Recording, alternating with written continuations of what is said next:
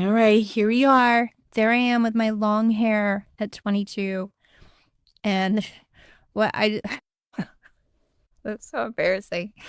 Um, so if you're only listening to this on the podcast, you can hop over to the YouTube channel and just look at this picture real quick. But this is a fifth grade student reading her tall tale from her receipt paper. And then all these other weird things that I have hanging up on the wall for my writing program.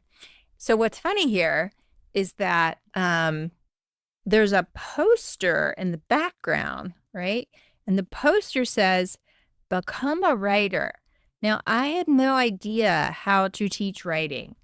And at the time, I'm not even sure where I got this information from. I used to go buy books from this used bookstore down in downtown Atlanta. And I probably found this old book that had a list of stuff. And I also was obsessed with, what are they called? Paint pens or puffy paint pens or whatever. They were like all the rage back then because you could have a dark poster and then you could write with white, which was huge and very exciting. So I remember I had a memory of sitting down in the living room at my parents' house and writing this stuff out because it was my first year and I'm trying to decorate my classroom. So I made this, so I'm going to make this bigger because you cannot really see it on the screen, but I want to read to you what in the world I wrote on this poster. It says, oh my God, there's like glue coming down the side of it. Okay, it says, "Become a writer." And the first section says, "Make a list, make a map, draw a picture." Okay, great.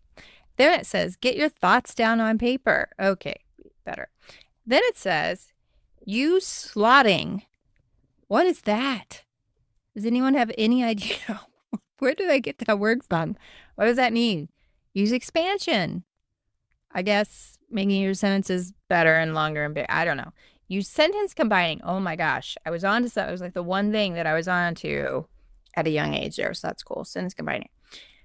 Use movability. Again, no clue what that means. Teachers of the 90s, please let me know.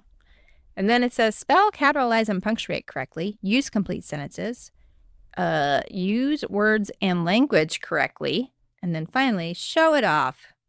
So to me, that was it. That was all I had in my toolbox of how to teach these kids to write, plus some puppy paint. So that's where we were. And then I started to realize that I really wasn't able to teach them how to write. And I wasn't even really sure how to write myself. I knew I enjoyed it. So I was just making them enjoy it. That's all I was doing at the time, right? So let's just kind of fast forward through the years of where things went in the country and also kind of in my teaching life. We kind of went from doing whatever we wanted with words, I don't even know what they meant, to, okay, now we're going to go into this writer's workshop era, which was kind of like, I would read a lot of Nancy Atwell and all that kind of stuff. And I loved that. It was a great idea. Lucy Calkins, The Art of Writing. I love that big book. And so it kind of turned into, well, we're going to turn them into writers. And we want them to experience writing. We want them to have choice and voice. But there were problems with it. It was almost a little bit too loosey-goosey. It was a little bit like, just write and you'll learn it. It wasn't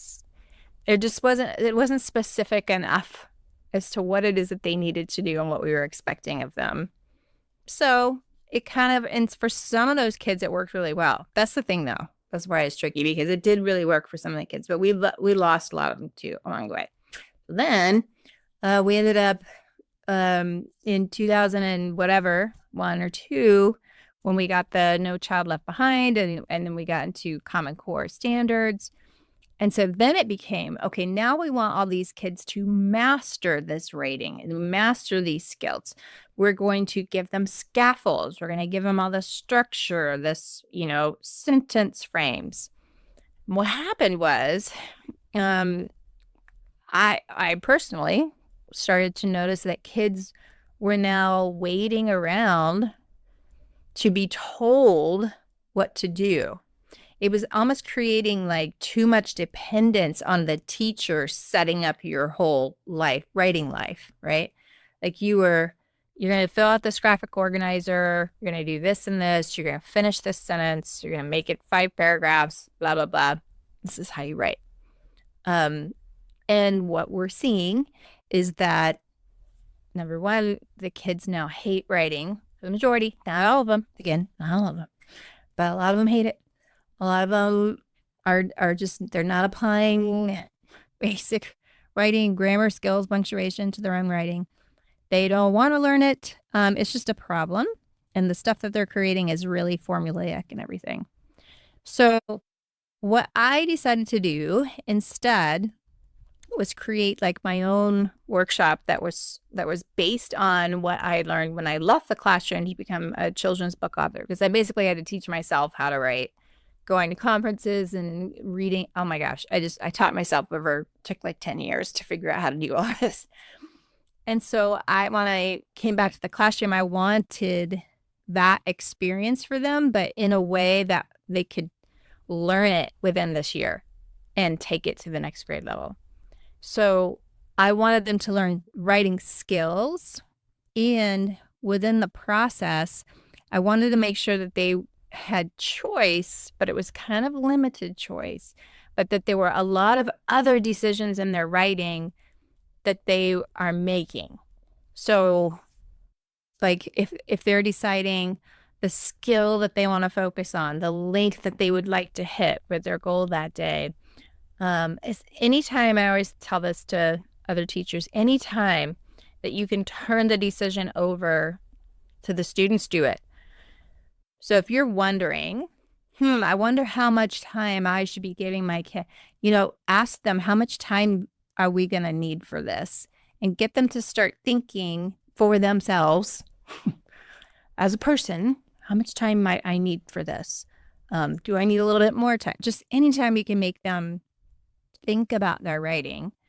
You want to create a system where they can live without you, right? They need to go on and get out there in the world and not show up somewhere and be like, hi, thank you for this new job. Where's my graphic organizer of what I'm supposed to do today? Like, they need to think for themselves and understand that these scaffolds are just that. They're just things there that we put up to help them along the way.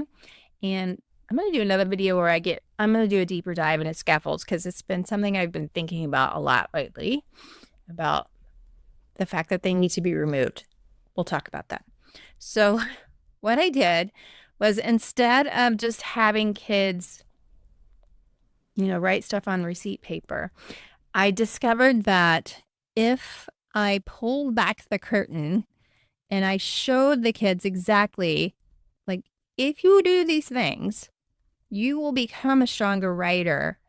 And at any point, you'll be able to pivot and do any type of writing assignment that you're given. Whether you're given a graphic organizer or not, you'll be able to do it.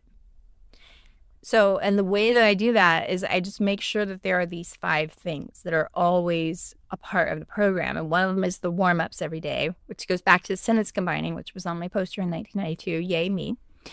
So the warm-up writing that they're doing every day, the 6 skills that I teach them on repeat throughout the year. So this is maybe the thing that separates my program from others, is that it's a skills-focused program.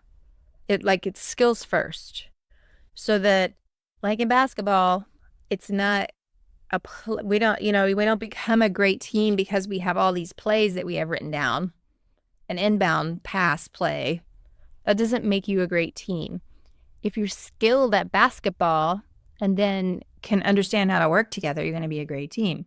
So you have to learn how to do these skills and then rely on, I always talk about having trios, relying on other people to help you get where you need to get for the next level. Then working on grammar, of course, doing those standards level stuff. And then CER, which is the short academic writing, which is the bones of like an essay. And so the more that they practice that in small chunks weekly, I strongly suggest that you do a CER lesson every single week, so that they're doing this nonstop throughout the year. So by the time they get to the essay, they know how to write a thesis, because you've already talked about all the different kinds of sentences in your writing skills class. You've talked about hooks. You've talked about how to do the informative part of the introduction, because that's one of the writing skills. And then you're going to practice all those body paragraphs that are essentially CER. Well, you've already done that. So like so much of the essay, they've already done. And we're just pulling together all of these skills. And so I really think it's important that we tell this to the kids. Writing becomes, it's almost like if it's blind to them as to what is coming, it feels too daunting. And I've talked about this before, but it's just like the Waze app. On my app, if it says, if I have to go into a traffic jam and it says you have 7 minutes wait, I'm like, great, got it. I can do a 7-minute wait. But if I get to a traffic jam and I have no idea how long it's going to take, it's going to feel like a million years, because I just can't see that it's ever going to get better. Doesn't ever feel like it's going to get better. And you tend to like catastrophize it. I do. I don't know. In my mind, like, oh no. So if you just peel it back a little bit and say, here it is. This is what's going to make you a stronger writer. And basically it's a combination between these two programs, where we're taking what works and we're leaving the rest. So we're going to do a skills-focused program, and we're going to give them a lot of voice and choice, but not too much, because you can actually stifle someone's writing by saying, write whatever you want. Like, they do need to have, it's the Netflix thing. So you do have to give them a little guidance there. And then having them make as many choices as possible so that they become less dependent on you as the year goes on, and really kind of keeping that in your mind of how do I eventually make them completely independent of me. So I just wanted to share that picture with you today and talk about a little bit about how I got to where I am. And depending on what the date is, just so you know, the update is that all of the curriculum for 4th through 8th grade is done. So you can go check out my TPT store and look for that. And I'll put the links below. And if you want to read my ebook and take the free training, I will link that as well, so you can get an idea of what exactly is in the structured writing program. So thanks for coming by, and I'll see you in the next one.